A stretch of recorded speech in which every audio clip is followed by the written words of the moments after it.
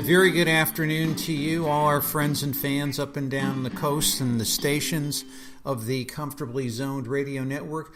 I am Tony D'Angelo, and this is the afternoon edition of Tony D'Angelo's PM Coast to Coast. And boy, have I got a guest for you, and this is someone whom I've been wanting to get here for a long time.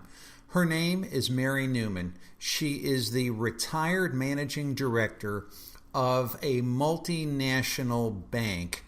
And Mary has a very unique perspective that she can bring to us regarding what we're seeing in the news today about the rights of women, things that have happened, what women have had to endure on the way up with regard to workplace safety, workplace advancement, equal opportunity. Mary has been there for every single minute of it, and she's a wonderful lady, a great person to talk to, a dear friend, and I can't wait to get her on here, but I can't wait to get you guys some really good music.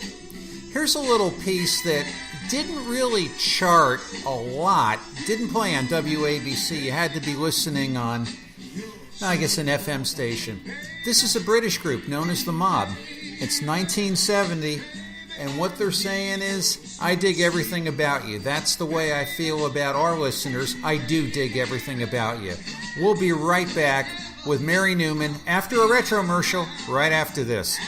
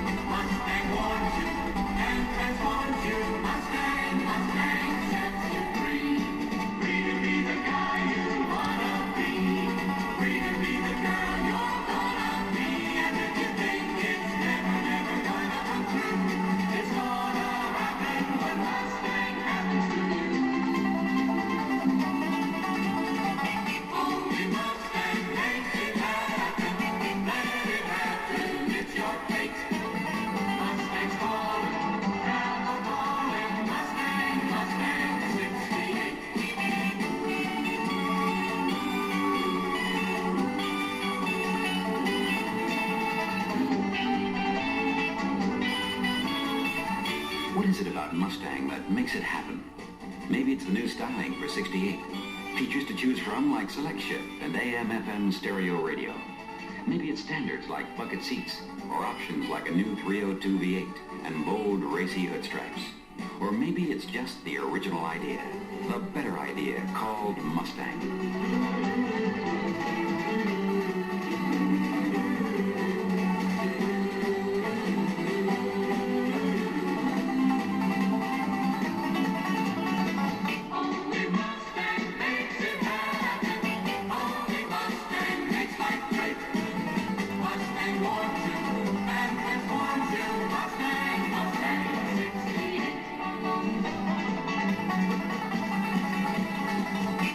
Mustang makes it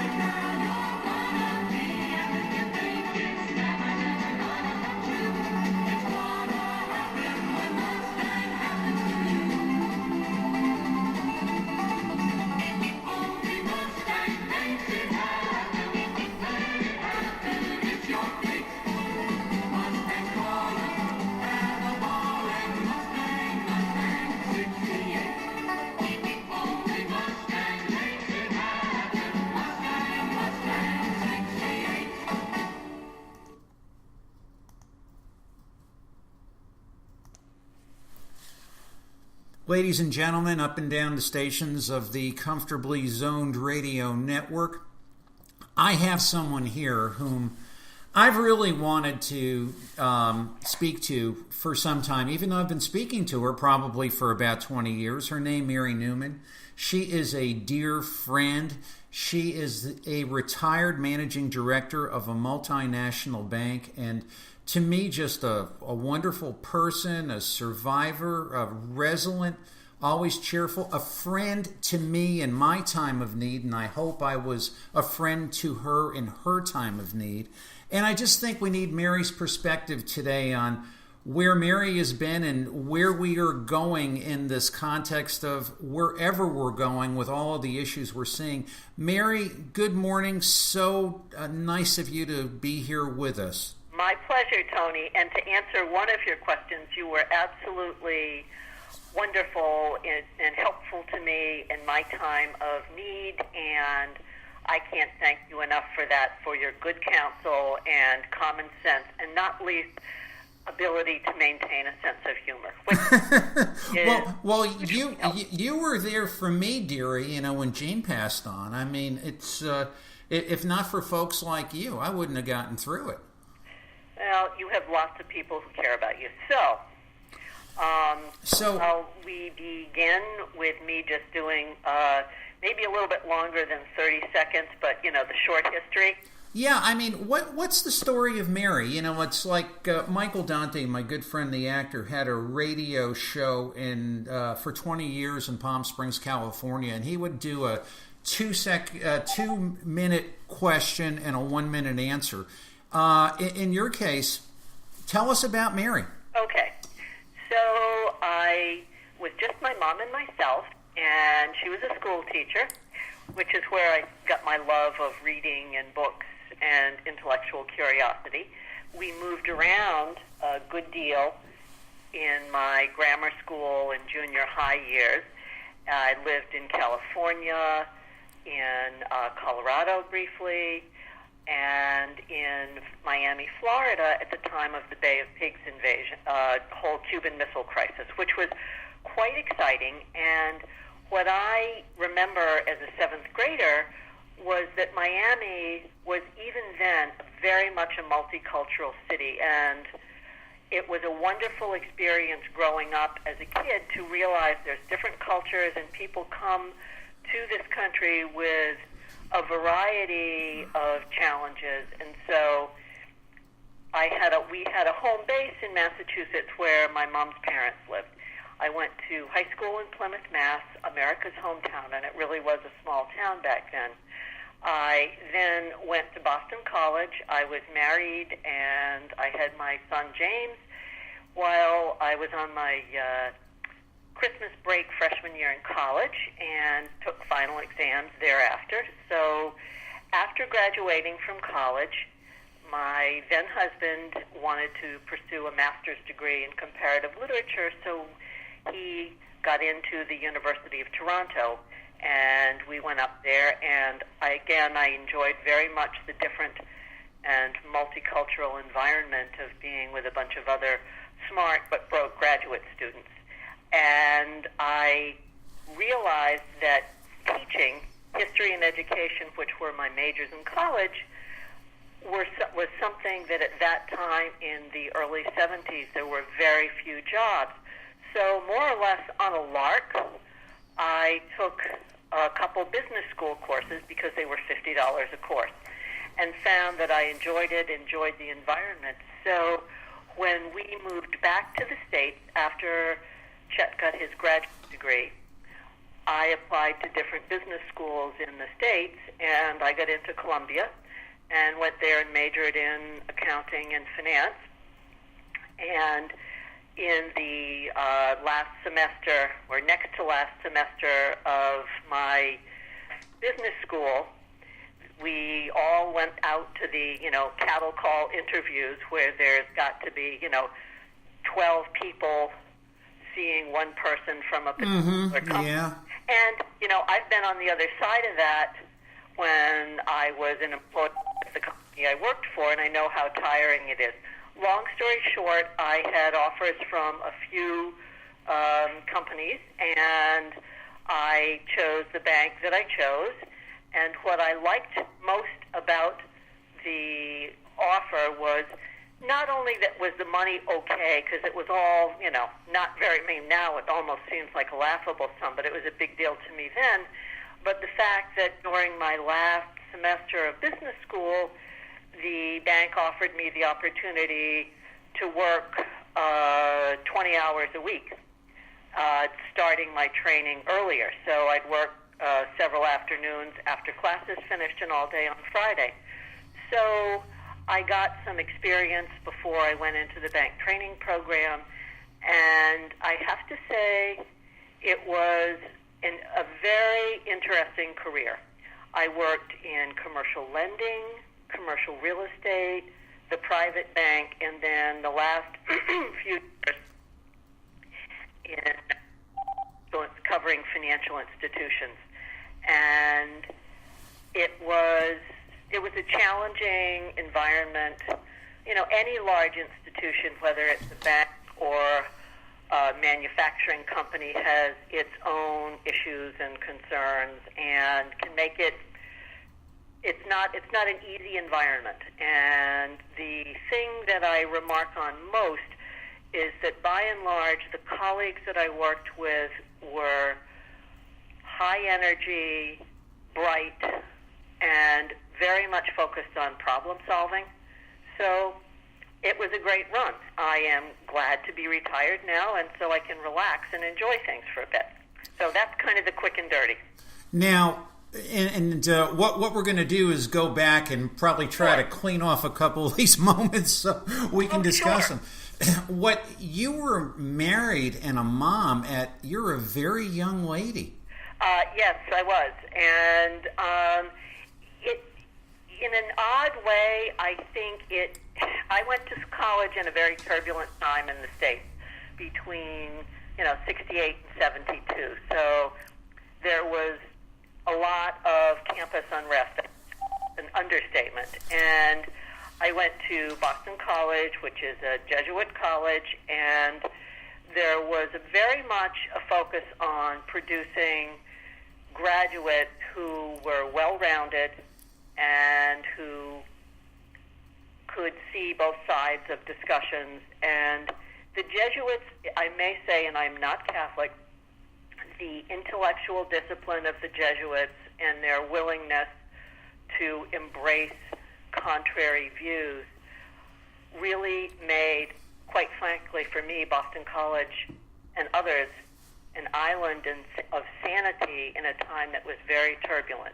And I thought that the college was a great one.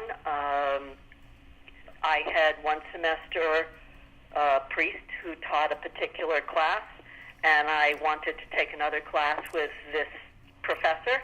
And after the fall semester following the spring, he was back on campus teaching, but he was no longer a priest and he was married. That is a very unusual situation. That must have been a shock for that time. Oh, it was. And then, we all focused. No one really paid, after the initial, "Are you kidding me?" thing, nobody really paid too much attention to it. And what we all focused on was what a great teacher he was.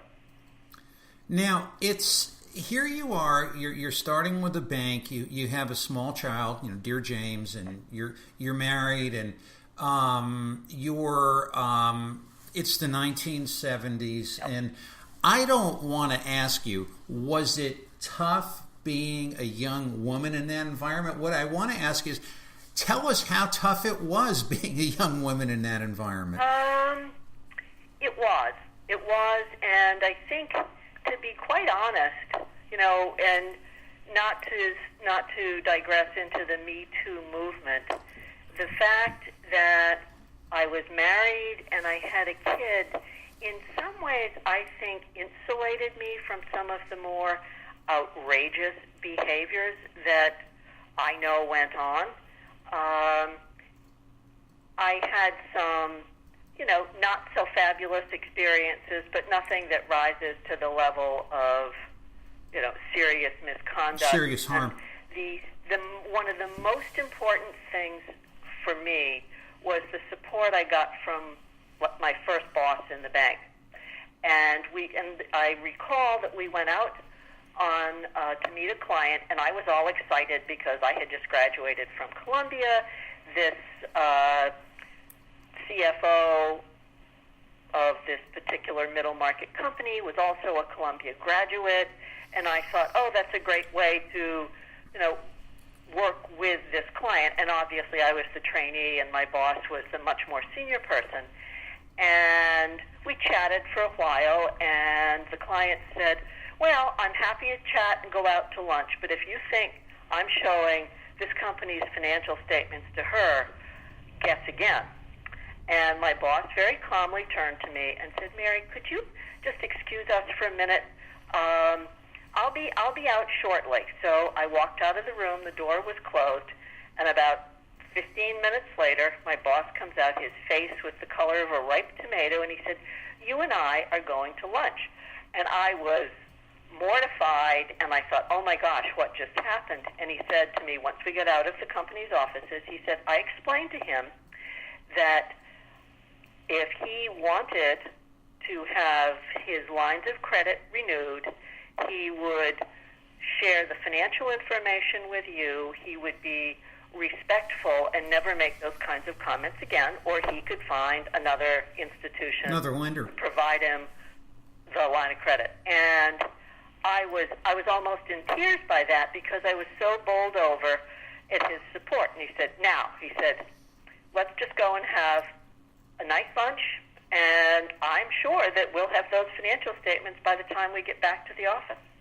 So that was one of the it was just a very powerful moment for me because I thought, wow, that's support, and that is courage at a time when that was that was unusual.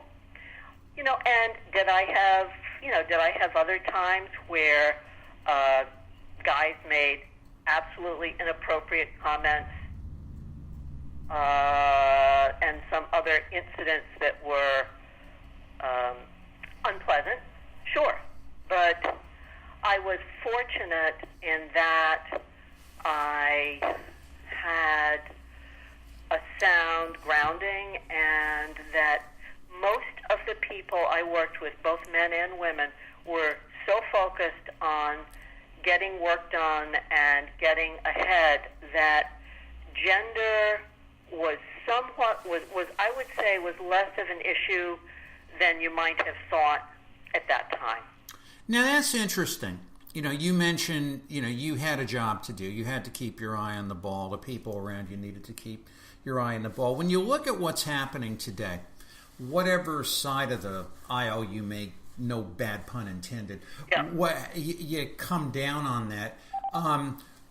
How do you feel about what you're seeing? Is it like it's about time? Is it about, there's too much protest and not enough work? No, I think, to be honest, because, not that I wouldn't be honest, I don't think there's too much protest. I believe it is something that is vastly underreported, and that there are shades of gray, and I don't equate a rude comment with assault nor groping.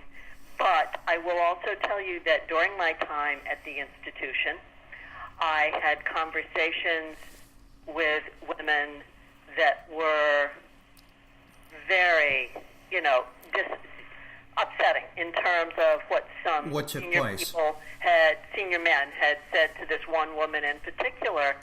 And I encouraged her to talk to the woman that was in HR that I knew, and the senior guy who had been massively inappropriate to this young woman was told by his boss, you get a pass on this, but don't let it happen again. How could you be so stupid as to do something like that? I mean, I'm paraphrasing, but I understand. So, and I do, what I did see, though, to be entirely fair about this, was a sense that, you had to be careful about how senior, about how many women were in management and so forth. And there was a bias because, banking is was a relatively male-dominated field. Yeah, populated by cigar-chomping atheists. You're absolutely right. To give men more opportunities. And I think there are genuine efforts, and I see that there has been genuine progress. I would also tell you that I am disappointed that there aren't more women at very senior levels. And I would have expected that to be more in balance by this time. I was at the same institution for more than 40 years. So I got to see a lot of change that was positive. What I think is telling was I was behind the escalator listening to some young women, and they were clearly young. They just started a training program. You can tell. It's obvious. They've got their name tags and all on. And one of them said to the other, I don't see why these women some of these older women, probably meaning anybody over 35, are so militant. I mean, what's the big deal? We're in a trainee class or an associate class. It's like half men, half women, and all different genders, and I don't think it's such a big deal. And I was tempted to tap one of them on the shoulder and say, I am so happy to hear you say that, but you must understand that it's not a big deal because there were women in the generations prior to you that put up with unimaginable amounts of grief, and that's why you can say what you did. Well, you're too much of a lady to slap one of them. Well, you can't correct ignorance in one 5-minute conversation. What can I say? It's amazing. Now I'm going to turn the glass going the other way here. Now you're a mom, and you're watching this whole perspective of at least the most recent thing, the Kavanaugh Ford proceedings, shall we say? And I mean, you raised a boy, and you're raising a boy today. And let's get this out of the way. Absolutely. Any kind of brutal assault, bad stuff. But what do you tell your son today if you were doing it today, as far as his conduct? What does a mom say to his son? I guess it's the same thing. Let me think about that, because I have a number of feelings about this whole circus in Washington.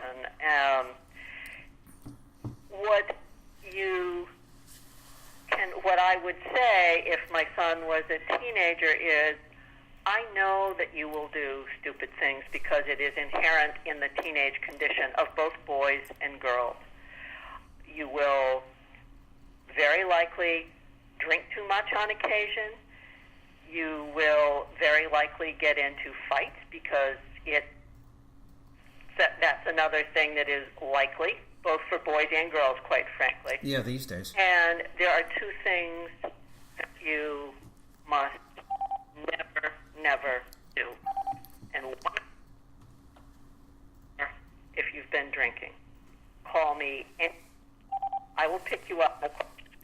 Doesn't mean I won't be angry, but I will pick you up. And the second thing you must never do is to violate or to be sexually aggressive with a young woman or a young man if that is where your preferences lie. Because think about it this way. Think about if I, your mother, were that young girl, how would you feel? Or if your dad was that young man how would you feel? And you can't carry on and hammer it every day, but you have to be very calm. I would be very calm and clear and say, those are the two things that you can never do. And apologies, but there's one more, which is stay away from drugs because there's no good news in that. Not at all. And I believe, to answer your question earlier, I believe the circus in Washington is absolutely disgraceful. Senators on both sides of the aisle have just outdone themselves in disgraceful behavior. I find the most abhorrent thing is the disregard, because there's not total recall of Dr. Ford's accusation. It does not. It does not make it fantasy that she can't remember all the details.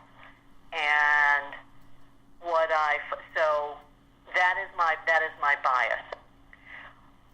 I believe people can disagree.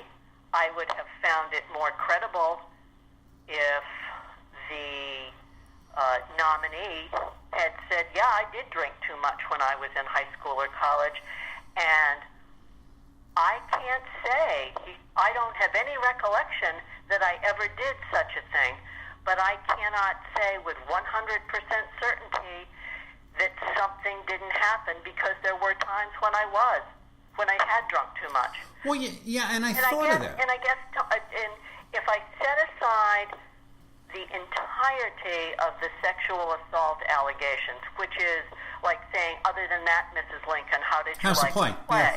But if I do that, and I just watch the performance in front of the Judiciary Committee, that alone says to me that is not the temperament of someone that should be on the Supreme Court.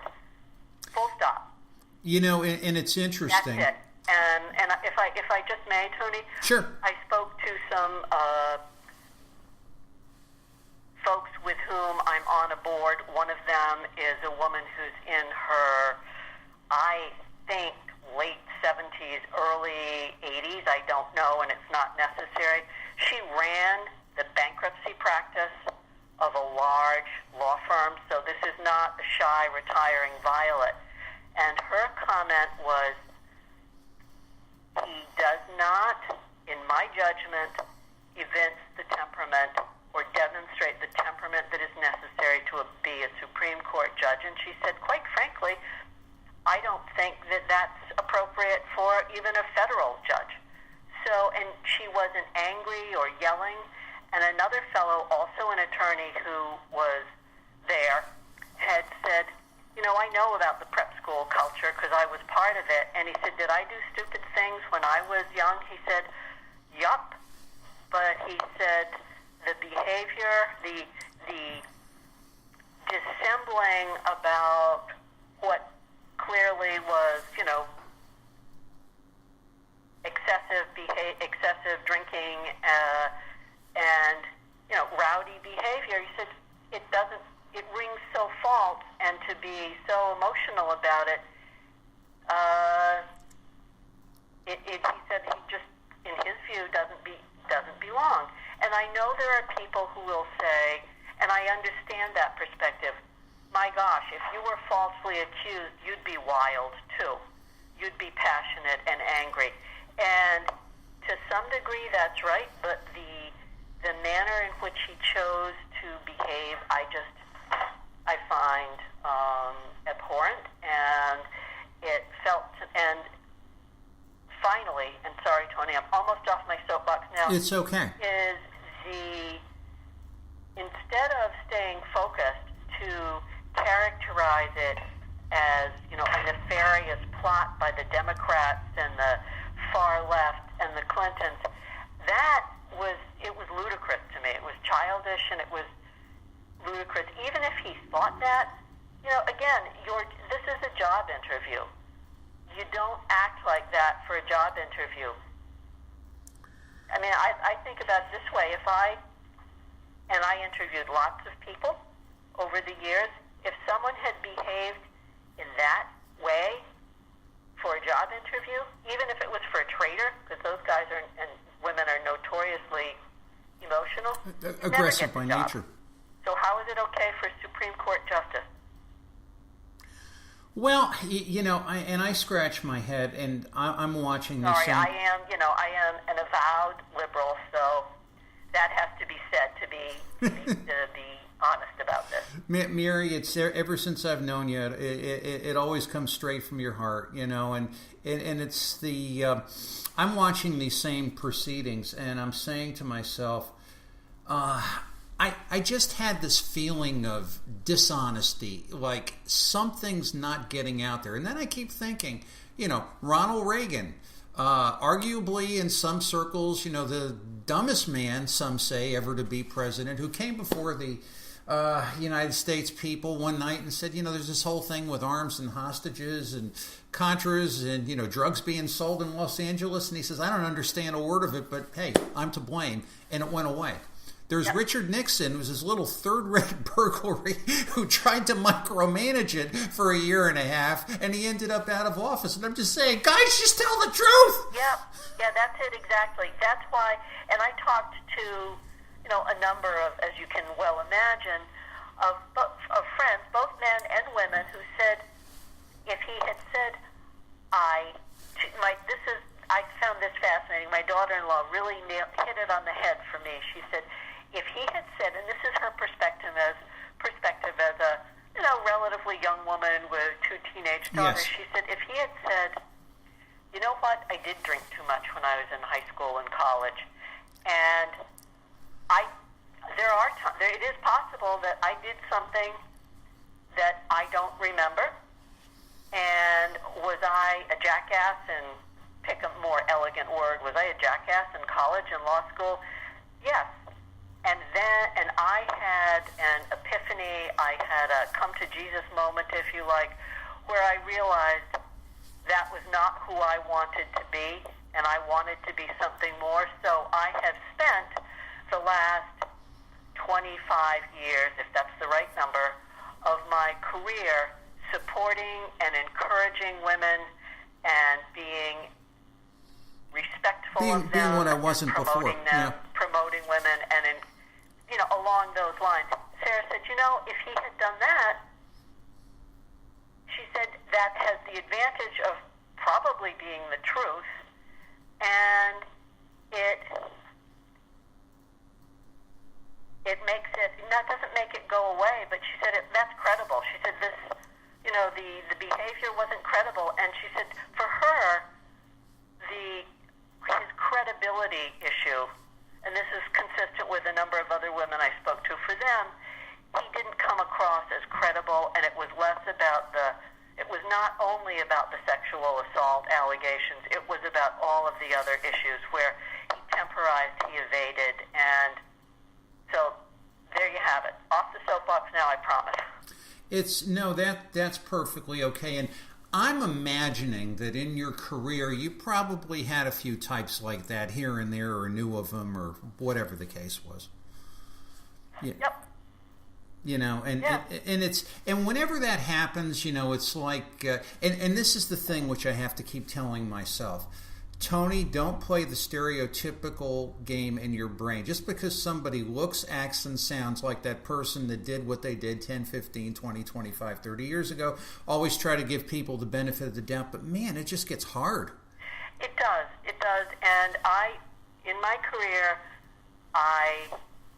because I worked with people around the globe, and I understood and I really did understand there were very different cultures, and I worked hard to be aware of differences in culture and differences in behavior, and I felt very gratified, and this ties back into the issue when visiting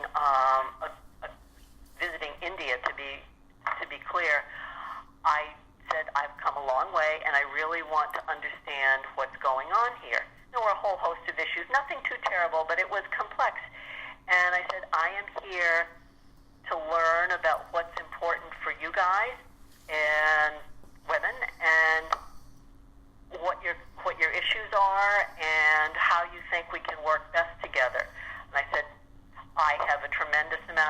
knowledge, but let's put that to use together productively. And the folks that I was meeting with were so impressed. And one of them said, "My God," he said, "this is just, I can't tell you how much I appreciate that." Doesn't mean we always agreed, but it was the idea that I don't know everything, and I give people the benefit of the doubt. And it worked effectively. I also, in my career, had kind of a personal rule that, fool me once, shame on you, in terms of people being Sure. honest and dissembling. And there was a fair amount of that in some cases. And I would try and understand what was the root cause of it. And I just keep that in mind.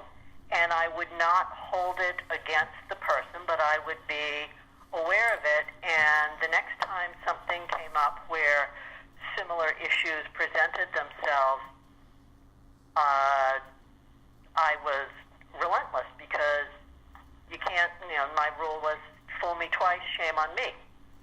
Everybody gets to make a mistake and makes mistakes. No one is perfect. You try to figure out what was the root cause, how it can be avoided in the future. But if you have someone that, continues to be untruthful or dissemble, it's not tolerable. No, it really isn't. I mean, our time on Earth is so limited, and boy, it's and you took trains for many years, and we had this discussion. Only a Metro North commuter, especially coming out of Connecticut, understands how 1 minute can turn into 45. Yep. Indeed. In our closing moments together, looking back over your career, looking forward, give me two, for instances. The thing you feel that you're proudest of in terms of advancing your profession, the cause of women, in your career, and the thing you wish that, if I only had another shot at that, this is what I would have done. Okay, fair enough. It's easy. The thing that I am proudest of is when people knew that I was retiring. There were several sort of dues for this. And I cannot tell you how many people, both men and women, sent emails and said, I learned so much from you. You helped me in my career. One young woman in particular said, I will always remember the discussion we had in Mexico over tea. She said, you helped me completely change my career and turn my focus around. And I had many, many emails like this. A colleague of mine was in tears when he learned I was retiring. He said, I know that it's wonderful for you, but I'm devastated. And so, and why? Not because I was a soft touch, because he said, I've learned a tremendous amount from you. You have an ability to see both sides of the argument and be constructive. So, Tony, now, as you can tell from my voice, it made me very emotional, because I thought that's my legacy, is to have literally 100 or more people send these kinds of messages. And that's what I take away, that I have helped both men and women progress in their careers, that I've learned that they came to me, they believed that I helped them as a player coach, if you will. So that is the thing I'm proudest of. I am far prouder of that than any, financial or senior level compliments from senior management. The one thing I wish that I had done earlier in my career is be more assertive and say, no, you know what, it's not okay. I do this work, I deserve this pay, and be more confident that I was right about the position I was taking, and therefore be more assertive earlier on in my career. Well, the legacy is enormous. your friendship to me, it's like I'm sitting here in this discussion and I'm thinking it's that if riches could be quantified in the wealth of the people one has known and one has been with and one continues to be with and share with. I mean, Mary, I'm like the richest man on earth. I'm just so happy I've known you, and thank you so much for being here today. My great pleasure, Tony, and I am blessed to have you as a friend and God knows as a patient partner in getting my financial endeavors sorted out. So thank you for having me, and we'll catch up soon. And listen, as things develop, I'd like to have you back to comment on things because... Oh, no problem. As a dear friend of mine said, if you don't want the truth, don't come here. So we'll close with that. Take care. Mary, bye. Take care. Bye.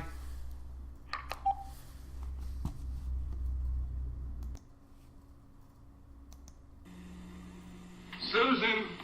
What? Susan, I just went over the bills, but we've got to tighten our belts. I'm trying, Stanley. Well, try harder. Do you have to use so much shampoo? I'll concentrate. Just this much made all this great lather. Oh. Honey, our budget's a disaster, but your hair looks like $1 million. Prel Concentrate. Great lather for great-looking hair.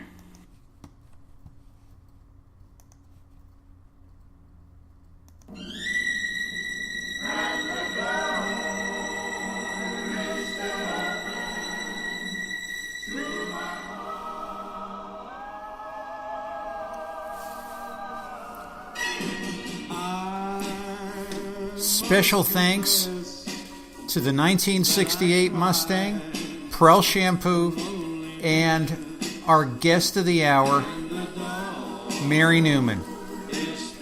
What a chat we had. I'll be back next week. My guest will be Ron Anderson, the biographer of George Boomer Scott. So as Dan Ingram would say on WABC in New York, Kayuska. We will see you next week. Have a great day, everybody. God bless. And be listening here on the Comfortably Zoned Radio Network.